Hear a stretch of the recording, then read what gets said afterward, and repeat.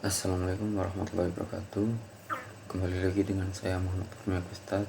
Jadi di video kali ini saya akan menjelaskan atau mempresentasikan laporan proyek Sains Data. Video ini semata dibuat hanya untuk memenuhi tugas perkuliahan mata kuliah proyek Sains Data. Baik, langsung saja saya mulai.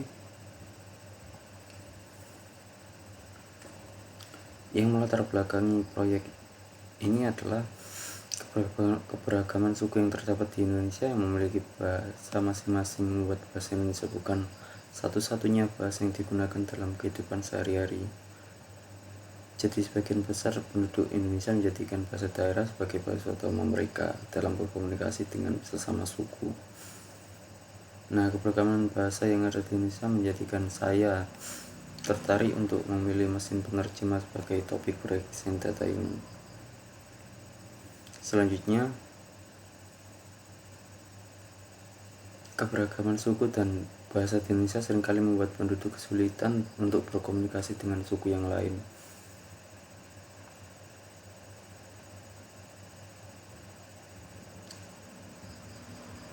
Itu merupakan satu masalah karena dapat menyebabkan kesalahpahaman dalam saat berkomunikasi, karena dalam beberapa bahasa daerah tertentu ada beberapa kata yang jika diartikan ke bahasa daerah lain memiliki arti yang berbeda.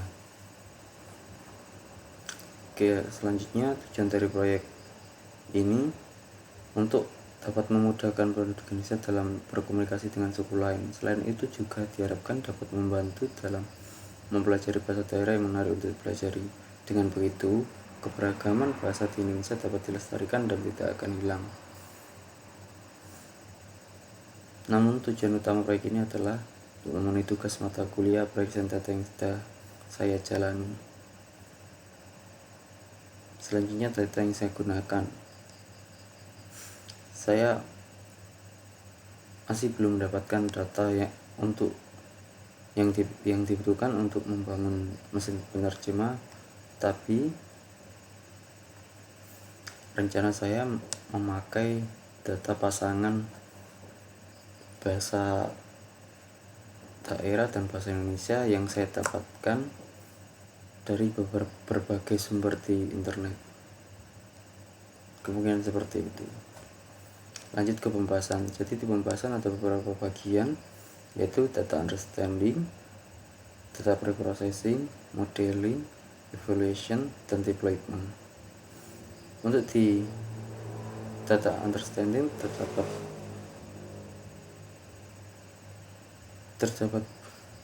dua bagian, yaitu pengumpulan data dan deskripsi data. Di pengumpulan data ini nantinya akan diisi dengan tahapan-tahapan saya dalam mengumpulkan data yang dibutuhkan untuk proyek Sains Data ini. Selanjutnya untuk deskripsi data ini nanti berisikan gambaran data yang akan digunakan, mulai dari banyaknya data, kondisi data, isi data, dan lain sebagainya. Selanjutnya untuk verifikasi kualitas data. Jadi nanti data yang sudah didapat akan dinilai apakah itu masih memiliki kekurangan atau kecacatan, dan memastikan bahwa data cocok untuk digunakan. Selanjutnya di bagian data preprocessing terdapat pembersihan data. Jadi data yang sudah didapat akan dibersihkan agar tidak mengurangi performa dan keakuratan mesin penerjemahnya nanti. Selanjutnya untuk modeling terdapat 3 bagian, yaitu memilih teknik model, membangun model, dan menilai model. Untuk teknik modelnya sendiri saya masih belum menentukan, namun yang pasti saya berharap bahwa teknik model yang saya pilih dapat efisien dan akurat dalam menerjemahkan bahasa.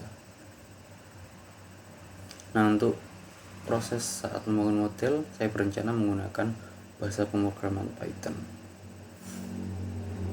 Lalu di dalam menilai model